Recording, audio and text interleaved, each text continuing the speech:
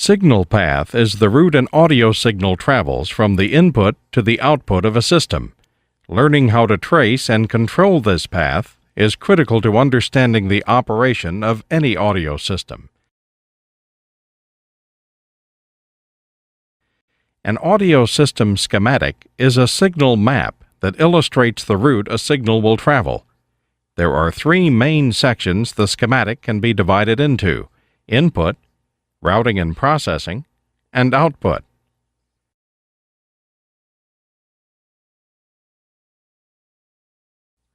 The input section includes devices that convert acoustic energy or recorded material into an electrical audio signal.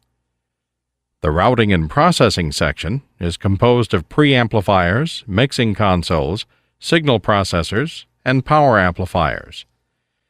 The output section consists primarily of transducers, that is, loudspeakers, that convert the audio signal into acoustical energy. The signal path begins when acoustical energy is converted into electrical energy upon entering the audio system. It remains an electrical signal throughout the audio system. When the signal exits the audio system, it is converted back into acoustical energy and transmitted to the receiver.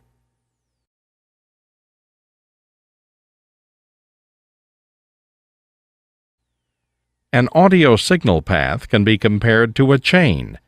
Like a chain, an audio system is comprised of many links connected together to form a whole. The output from one link connects to the input of another. If one of the devices in the path falters, then the signal path will fail.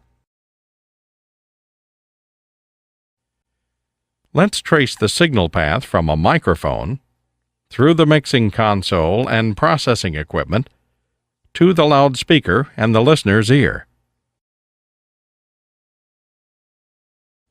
The starting point in the audio system is the input device. This device can be a microphone or a line-level device, such as an instrument, a wireless microphone receiver, a tape deck, CD player, or audio from a DVD or VCR.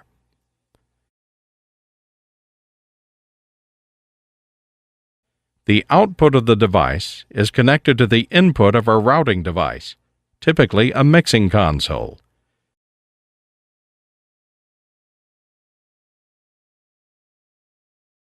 The output of the mixing console is connected to a processing device, such as an equalizer, compressor, crossover, or digital signal processor. Digital technology has paved the way to perform most all signal processing within one device, the Digital Signal Processor, or DSP.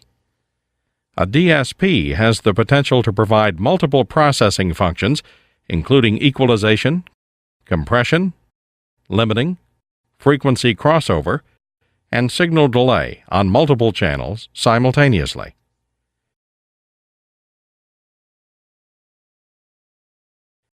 The output of the processor is connected to a power amplifier, where the signal level is increased to a loudspeaker voltage level.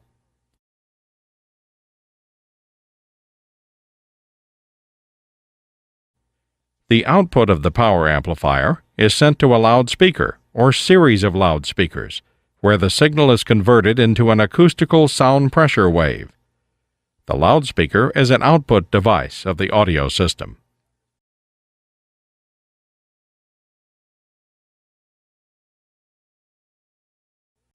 Within the signal path, different voltage levels are present. The three most common voltage levels are microphone, line, and loudspeaker.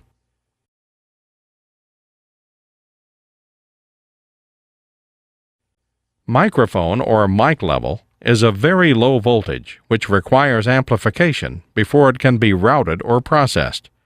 Thus, a microphone preamplifier must be used to elevate a mic level signal to a line level signal.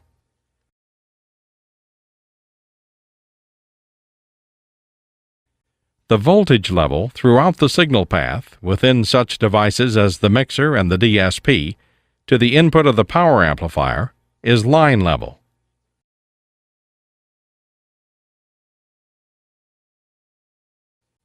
Loudspeaker level is a high voltage level produced by power amplifiers to drive a loudspeaker. The voltage range depends on the power amplifier's rated output.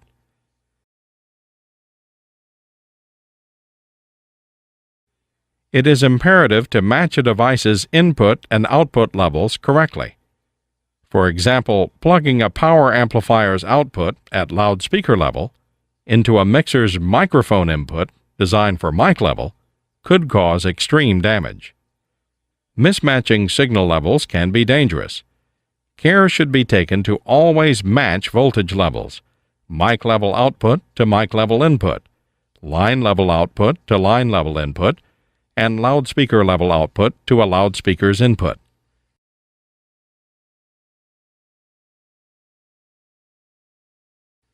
A signal can take multiple paths through the audio system depending on the routing devices and configuration. Let's review a system with 4 inputs and multiple signal paths.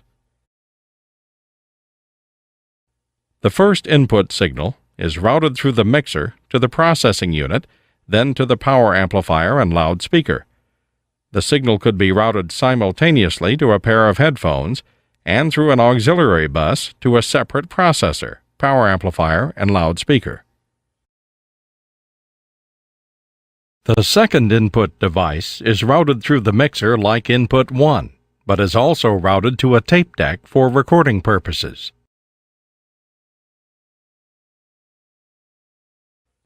The third and fourth inputs are routed like input number 1, but are sent to multiple loudspeakers by way of the digital signal processor.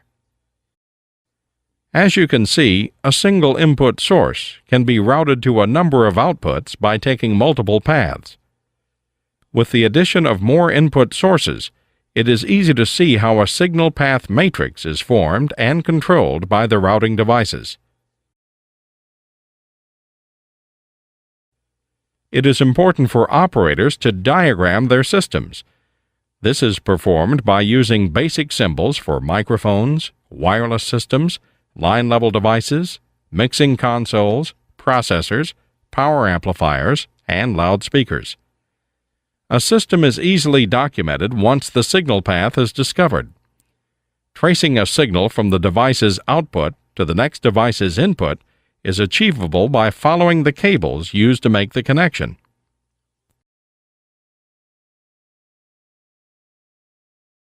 Keep in mind, an audio system signal path is much like a road map. Cities are connected by roads, while devices are connected by cables. The direction of travel is output to input.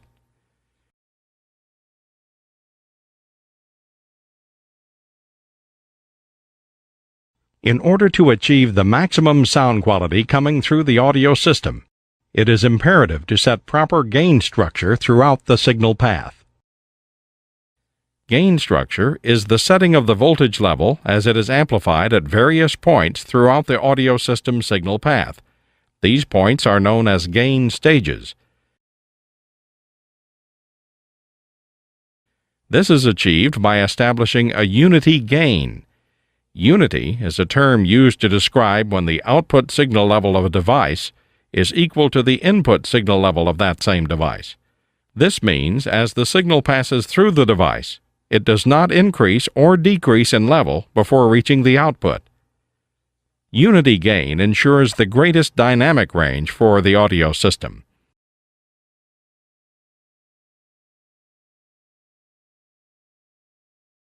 Dynamic range is the area between the weakest and strongest level that the device will produce without clipping or becoming inaudible.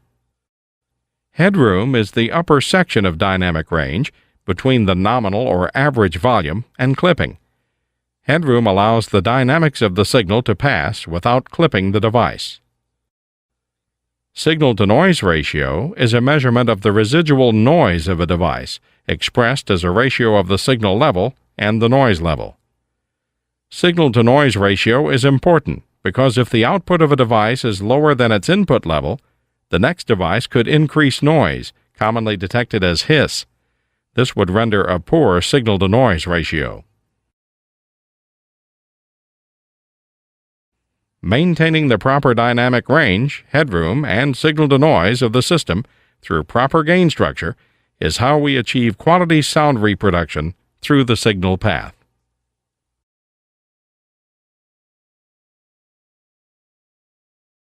Signal path, voltage level, and gain structure are vital elements in understanding the audio system as a whole. The signal path can travel from a single source to multiple destinations via a mixing console or digital signal processor. Keep in mind, an audio system is a chain of devices. Each link is vital to the function of the overall system. Setting proper gain structure between these links can eliminate noise, hum, and other audio anomalies from a system. When you understand basic signal flow as it travels from output to input, changes between acoustical and electrical signals, and the voltage levels used in the audio system, you will be ready to control multiple signal paths in an audio system with ease.